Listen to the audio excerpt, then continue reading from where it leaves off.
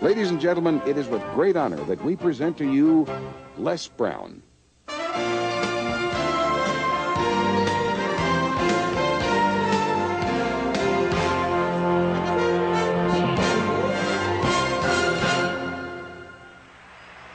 What I'd like for you to do right now, I want you to think about your dream, because I'm in a room full of dreamers. Think about your dream right now. I want you to think about it and envision it. Now, ladies and gentlemen, let me share something with you. I do not believe that any of us have dreams that were not given to us for the purpose of accomplishing those particular dreams. And I want to share something with you that has changed my life. I started out, as was indicated by Jack, it's very humble beginnings. I don't know what that dream is that you have. I don't care how far-fetched it might appear to be. I don't care how disappointing it might have been as you've been working toward that dream. But here's what I know, that dream that you're holding in your mind, that it's possible. Let's say that together, please. Say, it's possible. See, sometimes we can't say, I can do that. But what we can say, that it's possible that I can have my dream as we run toward it, as we work on it day in and day out. No one, ladies and gentlemen, could have convinced me when I started out just over 6 years ago, working on my dream. And I want you to think about whatever your dream is, because I was willing to take a chance. And most people won't do that. Most of the people that you talk to try and bring them into the business, these are not risk takers. Most people have done all that they're ever going to do. They raise a family, they earn a living, and then they die. But people who are running toward their dreams, life has a special kind of meaning. And here's what I will share with you, that in the process of working on your dreams, you are going to incur a lot of disappointment, a lot of failure, a lot of pain, a lot of setbacks, a lot of defeats. But in the process of doing that, you will discover some things about yourself that you don't know right now.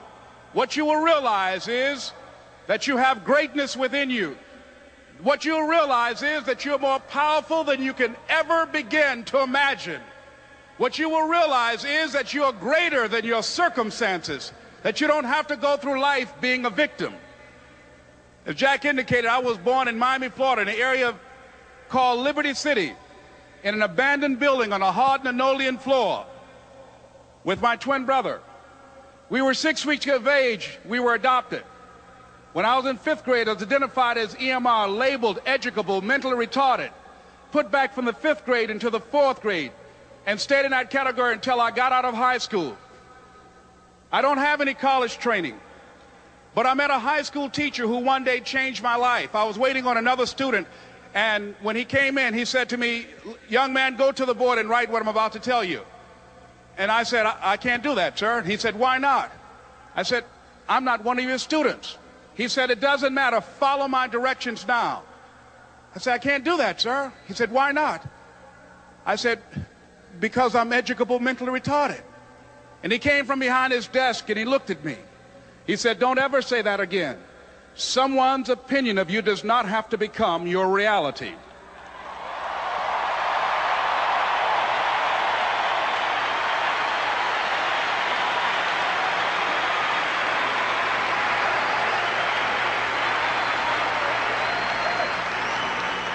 And that man, Mr. Leroy Washington, did something for me. He started planting seeds in my mind that enabled me to begin to dream, as Dexter has been doing for you. And ladies and gentlemen, I started working on my dream. And most people don't work on their dreams. Why? For many years I didn't. One is because of fear. The fear of failure. What if things don't work out? And the fear of success. What if they do and I can't handle it? The other thing is that most people, ladies and gentlemen, they get comfortable. They stop growing, they stop working on themselves, they stop stretching, they stop pushing themselves, And they end up becoming very cynical about life, and they throw in the towel on themselves and on their families and on their dreams. And the other thing is that most people don't feel worthy. What I'm doing now, I could have been doing years ago. But because I did not have a college education, because I didn't believe in myself, because I allowed other people's opinion of me to control my destiny, I didn't act on my ideas.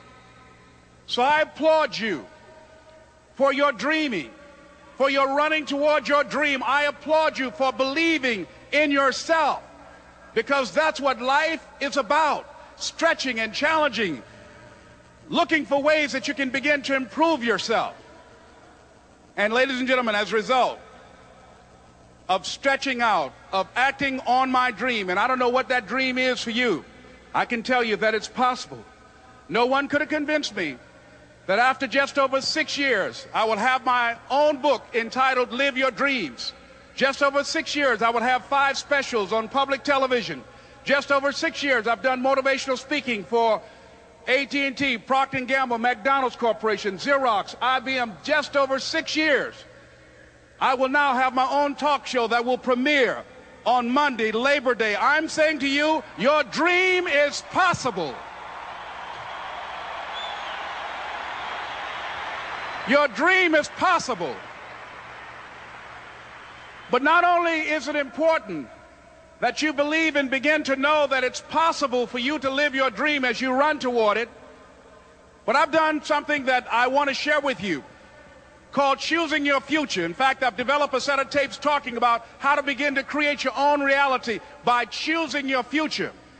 And not only is it important for you to know it's possible for you to choose your future, but it's necessary that you work on yourself, that you develop yourself.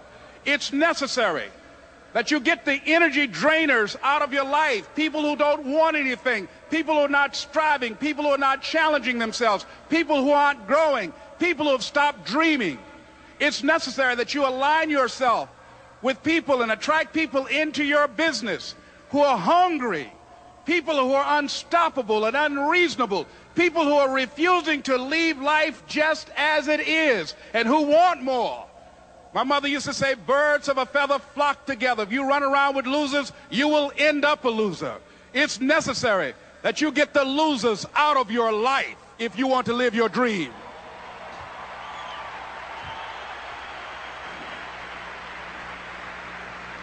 It's necessary to know that everybody won't see it, that everybody won't join you, that everybody won't have the vision. It's necessary to know that a lot of people like to complain, but they don't want to do anything about their situation, that you are an uncommon breed. You know, you have to know within yourself that I can do this. Even if no one else sees it for me, I must see it for myself. That's necessary. It's also, ladies and gentlemen, necessary that you be creative when you're working on your ideas, that you understand the importance of changing up, of readjusting your strategies. Many times we can have a great idea, but if you're not advancing it in the right way and things don't happen, you become discouraged and think the idea doesn't work. No, that's not true. It's necessary that we become creative. I remember when I was in New York walking down the street, and a guy approached me and said, "Hey, mister, can I shine your shoes?" And I said, "No, I'm in a hurry. I don't have time." I kept walking. Someone else said, "Hey, man, your shoes look clutty. May I shine your shoes?" I said, "No, I don't have time. I'm sorry, I'm busy." And I was walking fast, and many people solicited me for my business. And then finally, a young man stepped in front of me, and he said, "Excuse me." And he started counting, 97, 98, 99, 100. He said, "Sir?" I said, "Yes." He said, "Come here, please." I said, "What is it?" He said, "Today is my birthday. And every year, just to thank God for another year of life, the 100th person who passes my shoe shine stand, I offer them a free shoe shine. Would you give me the honors?" I said, "Why, sure." I got up on the shoe shine stand, George, and I sat there, and he shined my shoes diligently. And when I got down, I looked at them. They were sparkling. And I was walking away, and I said, "Thank you." And I stopped. I said, "Excuse me, but how much do you usually charge?" He said, "Only $2. I said, "I tell you what, today's your birthday. Here's $5. Keep the change." He said, "Thank you." As I was walking away, looking in the opposite direction at other people coming, he started counting again. 97, 98, 99, 100.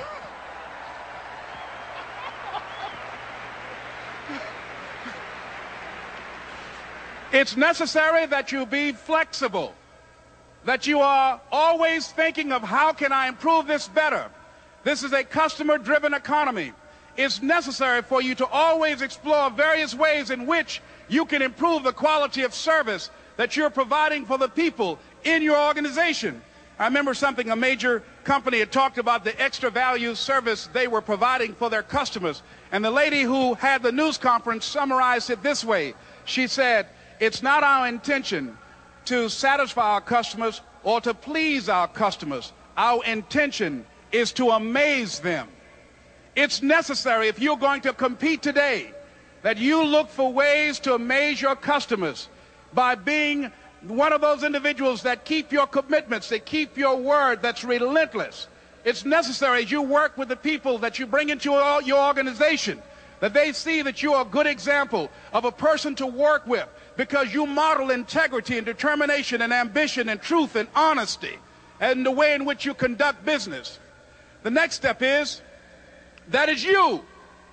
That is you. That no one can do it for you but you. And even though you face disappointments, even though you will experience some setbacks, it goes with the territory. You must understand that. I remember I was playing a game with my 9-year-old son, John Leslie, and I beat him 10 straight games in a game called Connect 4. And finally, I said, "John Leslie, I'm bored. I don't want to play you anymore." And I got up. I said, "I'm ready to go to sleep now." And repeat out to me, please. Let's say this together. It's not over until I win. John Leslie said, "No, you can't go now, Dad." I said, "Why?" He said, "It's not over until I win." That was his attitude. We sat down and we played several other games. And finally, after the 11th game, John Leslie won, and he got up and he yawned. And he said, "I'm ready to go to sleep now." And I'm saying to you, what if all of us took that attitude after we face a rejection and a no, or we have a meeting and no one shows up, or somebody say, "You can count on me," and they don't come through?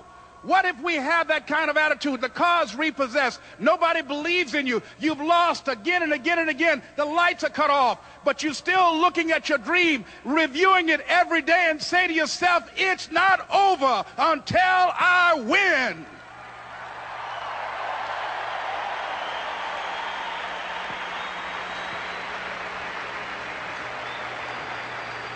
Life will yield to you.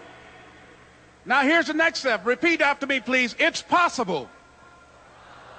I can live my dream. It's necessary. I work on myself. Surround myself with winners. Become creative. It's me. I've got to make it happen. It's not over until I win.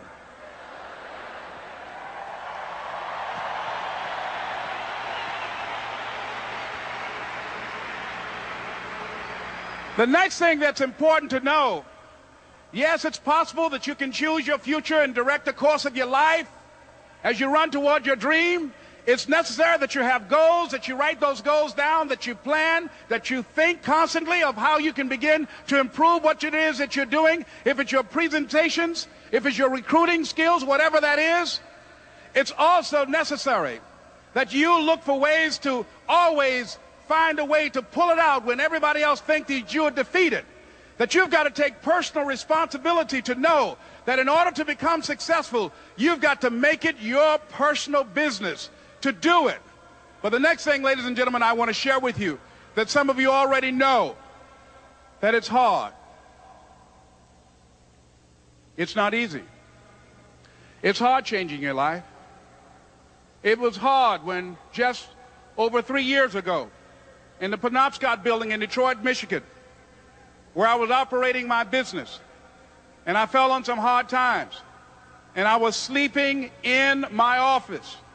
It was hard coming into the lobby, and the security said, "Excuse me, Mr. Brown, can we see you for a moment?" And I said, "Yes." And I walked up to the counter, and he gave me an envelope.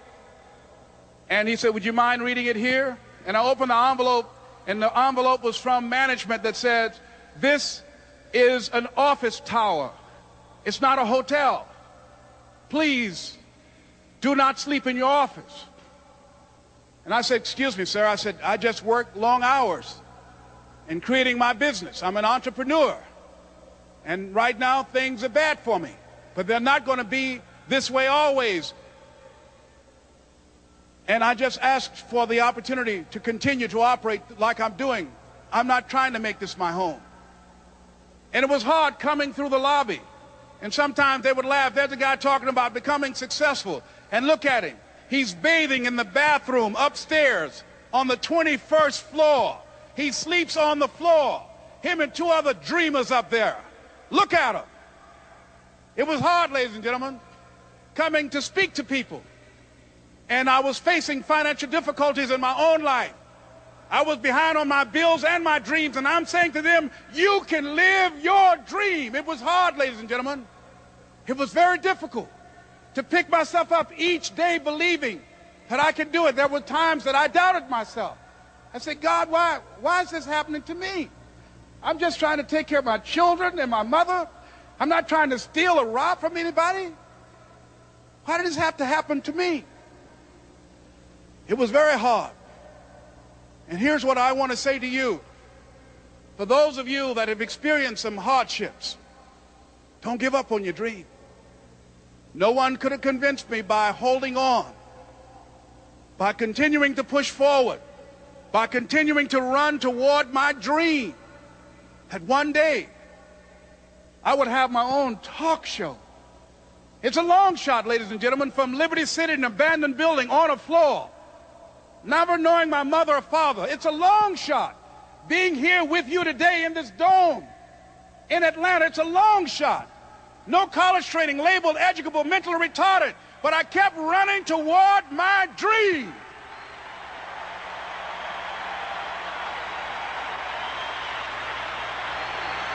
Don't stop.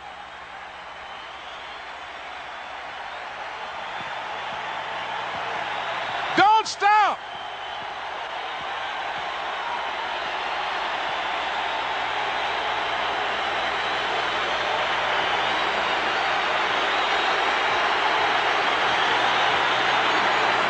Don't stop running toward your dream.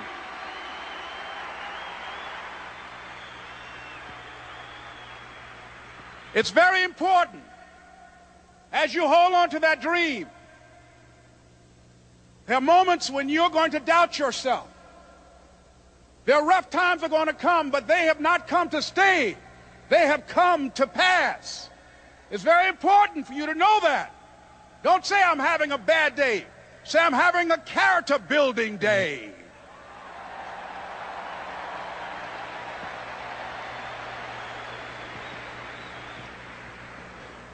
It's very important for you to believe that you are the one to make this happen. I remember this high school teacher, Mr. Leroy Washington, at the end of school one June, it was just a few days before we were supposed to leave, and I just got my report card, and it indicated that I'd failed history, and I'd failed English, and I would have to go to summer school.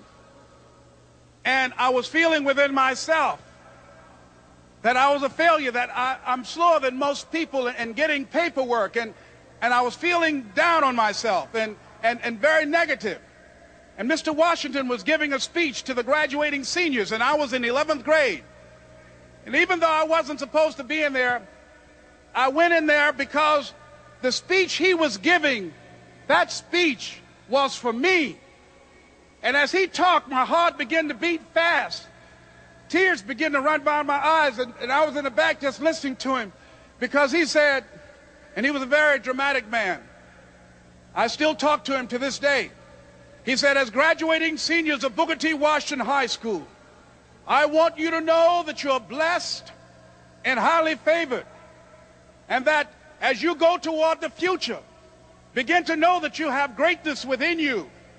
And if just one of you here begin to envision yourselves as being blessed and highly favored to reach your goals, if just one of you capture the essence of what that means, that you have greatness within you and a responsibility to manifest that greatness, that you can make your parents proud, you can make your school proud, you can touch millions of people's lives, and the world will never be the same again because you came this way.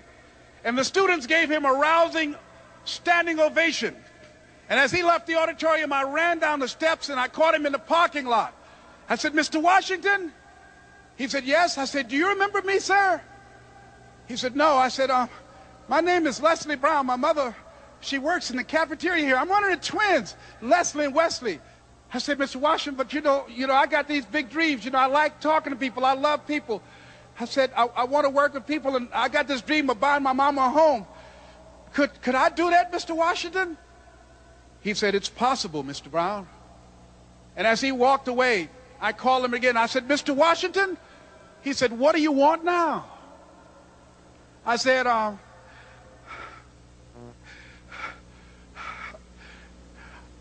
the one, sir."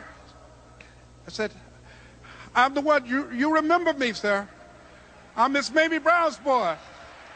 I'm the one. I'm the one."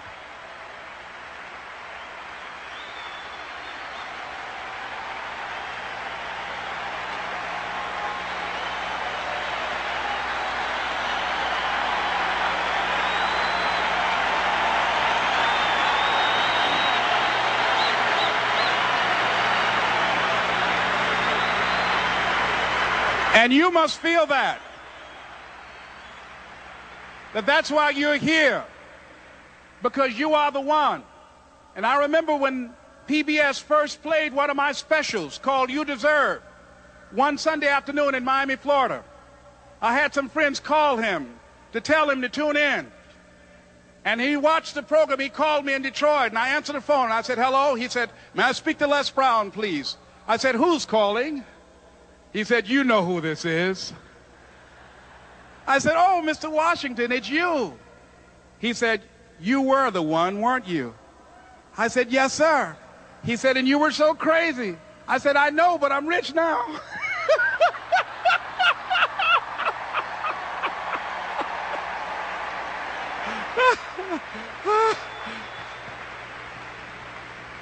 Ladies and gentlemen, it's not going to be easy. It was hard laying on the floor of the Penobscot building, looking out of the window, daydreaming, saying, "Les, can you do this? Can you make this happen?" I used to listen to tapes day in and day out about "See You at the Top," my great friend Zig and Dennis Waitley and different other motivational speakers, and Dr. Norman Vincent Peale. And Dexter saying, "Don't let nobody steal your dream." I used to ask myself, can I do this? And something said within me, "You're the one. You're the one." And let me tell you something, ladies and gentlemen. While you're here, and before you go back home to your respective cities and communities, write down at least 5 reasons on why you deserve your dream, on why you won't give up, what's going to make you unstoppable, why you must be unreasonable, because logical, practical thinking says you can't do it today. But if you want to produce unreasonable results in your life, like living your dream and taking charge of your destiny, you've got to be an unreasonable person. You've got to be an uncommon person. So write down the reasons of why you're here. My first major goal was to buy my mother a home. And let me tell you something, ladies and gentlemen. What will reasons do, Les? Nietzsche said, if you know the why for doing, you can endure almost anyhow. What do you mean by that? If you know why you're doing something, when the hard times come, and they're going to come, when the disappointments and the rejections come, and they're going to come by the truckloads, your reasons will be your rod and staff to comfort you, to pick you up. Once again, I got a saying on one of my tapes: if life knocks you down, try and land on your back, because if you can look up, you can get up. Let your reasons get you back up.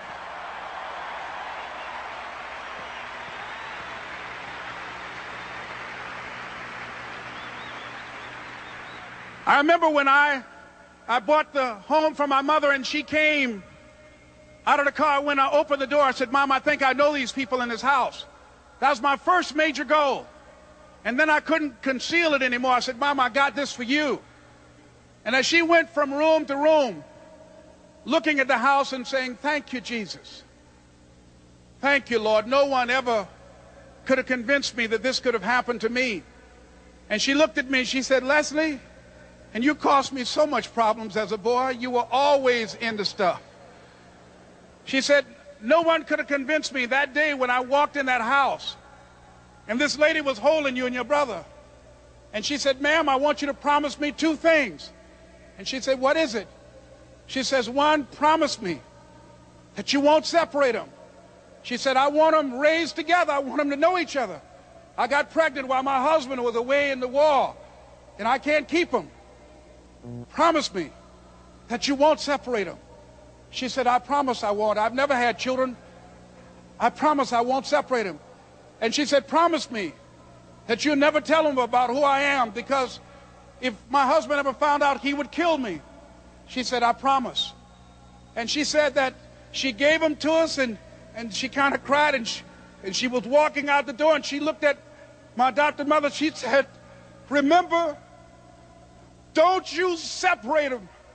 She said, I swear to God, I won't separate them. I'll keep them together. And she said, as I held y'all in my arms, I never had any children of my own. I didn't know how I was going to do it, but I knew with the help of God, I will do it. And ladies and gentlemen, my mother had a dream of having children and raising us. She didn't know how she was going to do it. You're going to be just like that. And some of you are already there. Well, you don't know how you're going to make this happen, but you just feel within yourself some way, somehow, with the help of God, I'm going to make it happen. Repeat after me, please. No matter how bad it is, or how bad it gets, I'm going to make it. I'm going to make it. Shake somebody's hand on your right and left and say, you got the right stuff.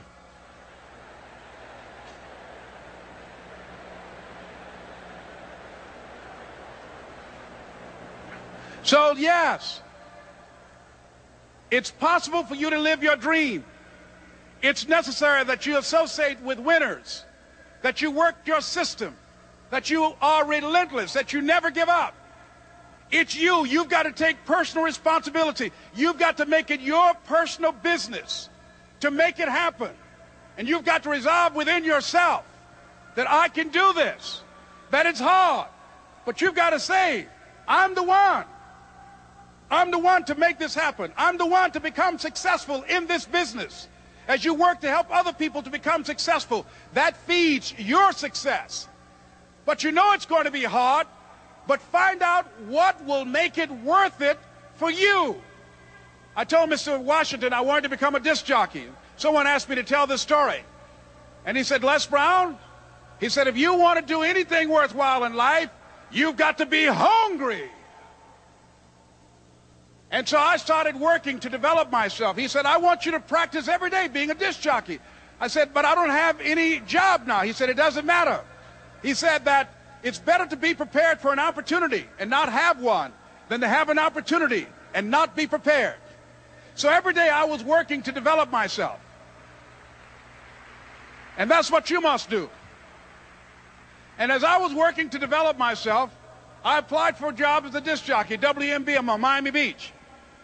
I went to a guy named Milton Butterball. I said, how you doing, Mr. Butterball? I'd like to get a job as a disc jockey. He looked at me, he said, do you have any broadcast background? I said, no, sir, I don't. Do you have any journalism background? I said, no, sir, I don't. He said, we don't have any jobs available. I said, yes, sir. I went back to Mr. Washington and I told him. He said, don't take it personally. He said, most people are so negative, they will have to say no 7 times before they say yes. He said, go back again. So I went back again. I said, how you doing, Mr. Butterball? My name is Les Brown. He said, I know what your name is. What do you want? I said, I'd like to know whether or not you have any jobs as a disc jockey, sir. He said, didn't I just tell you yesterday we didn't have any jobs? I said, yes, sir, but I know whether or not somebody got laid off or somebody was fired, sir. He said, no one was laid off or fired. Now get on out of here.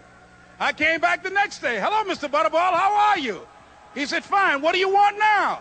I said, I'd like to know whether or not you got any jobs, sir. didn't I tell you the last 2 days we didn't have any jobs? I said, yes, sir, but I don't know whether or not somebody got sick or somebody died, sir. He said, no one got sick or died. Now don't come back here and throw me out again. I came back the next day like I was seeing him for the first time. I said, hello, Mr. Butterball, how are you? He looked at me with rage. He said, go get me some coffee. I said, yes, sir.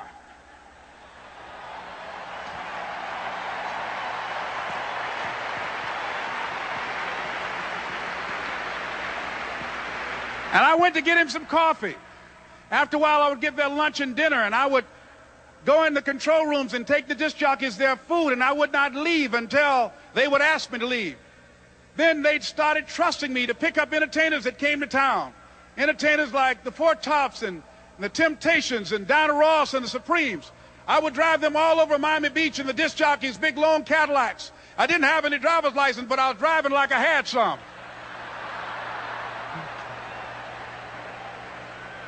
And one day, one Saturday afternoon, while I was at the radio station, a guy named Rock was drinking while he was on the air. I was the only one there, looking at him through the control room windows, walking back and forth, young, ready, and hungry. I was saying, drink, Rock, drink. Drink, Rock. I'd have gone to get him some more if he'd asked me to. Pretty soon the phone rang, and it was the general manager. And I answered the phone. I said, hello? He said, Les, this is Mr. Klein. I said, I know. He said, Rock can't finish his program. I said, I know. He said, would you call one of the other DJs in? I said, yes, sir. I hung the phone up. I said, now he must think I'm crazy. I called my mom and my girlfriend, Cassandra. I said, y'all turn up the radio and come out on the front porch. I'm about to come on the air.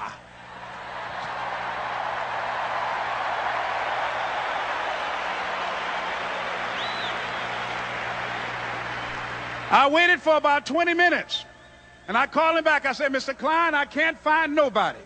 He said, young boy, do you know how to work the controls? I said, yes, sir. He said, go in there and don't say nothing here. I said, yes, sir. I couldn't wait to get behind those controls. I put on an old Stevie Wonder record called Fingertips. I sat down behind that turntable. I said, look out, this is me, LB Triple P. Les Brown, your platter playing papa. There were none before me, and there will be none after me. Therefore, that makes me the one and only. Young and single and love to mingle, certified, bona fide, indubitably qualified to bring you satisfaction, a whole lot of action. Look out, baby, I'm your love man. I was hungry. I was hungry. You got to be hungry.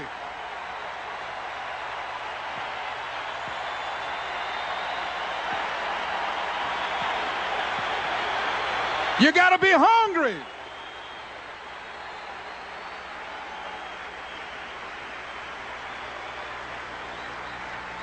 So, ladies and gentlemen, if you want to make your dream become reality, the people that are running at their dreams know that it's possible that you can live your dream, that it's necessary, that you're relentless, that you have a plan of action, that you are creative.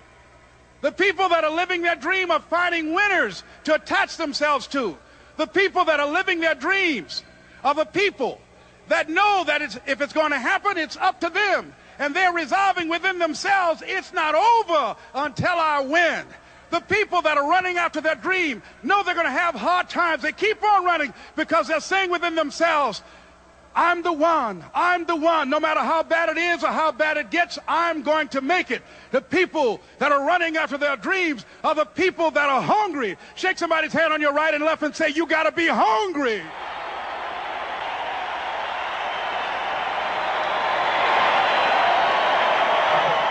And as you run toward your dream, I want to dedicate this to you that I love very much. I want to thank Dexter and all of you. It's something that I'm known by.